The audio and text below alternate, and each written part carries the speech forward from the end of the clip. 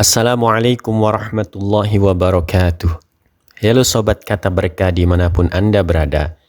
Semoga hari-hari kalian dipenuhi dengan semangat untuk melakukan kebaikan tiada henti. Pada tanggal 10 Dzulhijjah, kita merayakan Hari Raya Idul Adha. Pada hari tersebut, seluruh umat Islam bersukacita melaksanakan sholat sunnah Idul Adha dan menyembelih hewan kurban. Pada hari tersebut, umat Islam diharamkan melaksanakan puasa.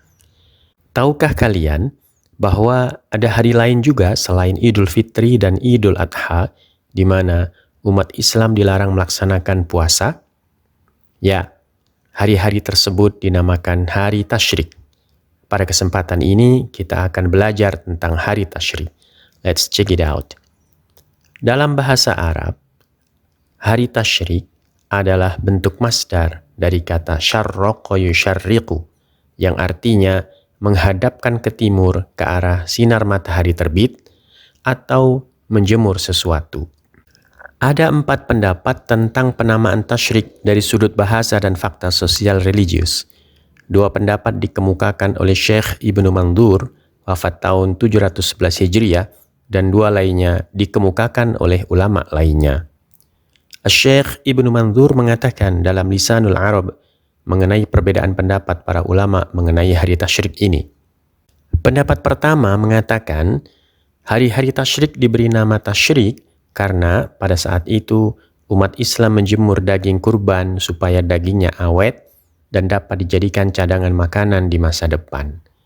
Ibnu Hajar al-Asqalani mengatakan dalam Fathul Bari bisyarhi Sahihil Bukhari bahwa hari-hari itu dinamai hari tasyrik karena pada hari itu orang-orang menjemur daging untuk menjadikannya sebagai dendeng. Hal senada dikatakan oleh Imam An-Nawawi dalam kitab Al-Minhaj Syarh Sahih Muslim Ibn al-Hajjaj. Beliau mengatakan 3 hari itu dinamai demikian karena orang-orang menjemur daging kurban di waktu tersebut, yaitu mendendeng dan menghamparkan daging tersebut di bawah terik sinar matahari. Masih menurut Syekh Ibnu Mandur yang mengutip keterangan Ibnu Hajar al-Asqalani, pendapat kedua menyatakan penamaan hari itu dengan nama tasyrik karena hewan kurban tidak disembelih kecuali setelah matahari memancarkan sinarnya.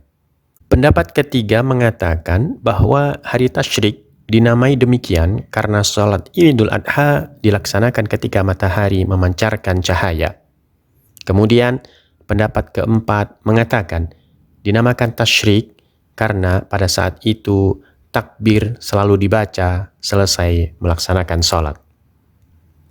Lalu secara historis, peristiwa apa yang pernah terjadi pada hari tasyrik? Hari tasyrik erat kaitannya dengan zaman Nabi Muhammad SAW. Kala itu, para sahabat yang menunaikan ibadah haji di Mekah oleh Nabi Muhammad SAW dianjurkan untuk tinggal di Mina selama 3 hari setelah melempar jumroh Aqabah, sehingga hari-hari itu kemudian disebut dengan hari tasyrik. Sobat Kata Berkah yang senantiasa mengharap ridha Allah Subhanahu wa Ta'ala. Lalu, berapa jumlah hari tasyrik?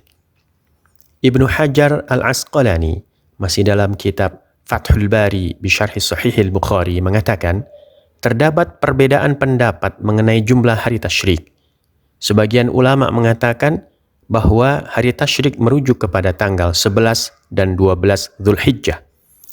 Namun, Imam An-Nawawi dan mayoritas ulama mengatakan bahwa hari tasyrik merujuk kepada tanggal 11, 12, 13 Dzulhijjah setelah tanggal 10 Dzulhijjah yang merupakan hari Nahr atau hari Idul Adha. Pada hari tasyrik, ada ibadah-ibadah dan amal soleh yang sangat dianjurkan. Pertama adalah menyembelih hewan kurban. Di samping tanggal 10 Dzulhijjah, hewan kurban juga dapat disembelih pada hari tasyrik. Allah Subhanahu wa Ta'ala berfirman, A'udzubillahi minasyaitonir rajim. Fasalli li rabbika wanhar. Artinya, maka laksanakanlah salat karena Tuhanmu dan berkurbanlah. Kemudian Rasulullah sallallahu alaihi wasallam bersabda, artinya hari Arafah, hari Idul Adha, dan hari Tasyrik adalah hari raya kita pemeluk agama Islam, serta merupakan hari-hari untuk makan dan minum. Hadis riwayat An-Nasa'i nomor 2954. Yang kedua, tidak melakukan puasa dan hendaknya makan dan minum. Hal ini sebagaimana disabdakan oleh Nabi. Artinya, hari Arafah, hari Idul Adha, dan hari Tasyrik adalah hari raya kita pemeluk agama Islam, serta merupakan hari-hari untuk makan dan minum. Hadis riwayat An-Nasa'i nomor 2954.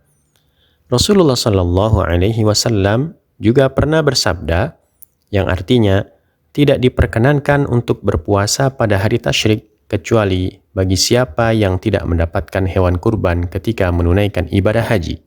Hadis riwayat Al-Bukhari nomor 1859. Ibadah ketiga yang sangat dianjurkan adalah berzikir dan membaca takbir. Allah Subhanahu wa taala berfirman, "Wadhkurullaha fi ayyamin ma'dudat."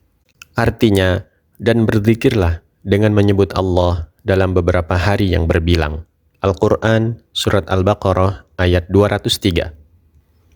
Ibnul Abbas mengatakan, yang dimaksud dengan hari-hari yang berbilang ialah hari-hari tasyrik. Hari-hari ini juga dikenal dengan sebutan hari-hari yang telah diketahui, yaitu hari belasan.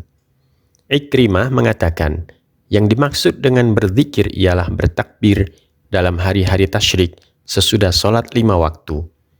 Lafadznya, Allahu Akbar, Allahu Akbar, Allahu Akbar. Jumhurul ulama atau mayoritas ulama menyatakan disunahkan takbiran setelah sholat fardu di hari-hari tasyrik. Selain karena itu bagian dari amal soleh, hal itu juga secara praktik pernah dilakukan oleh para sahabat.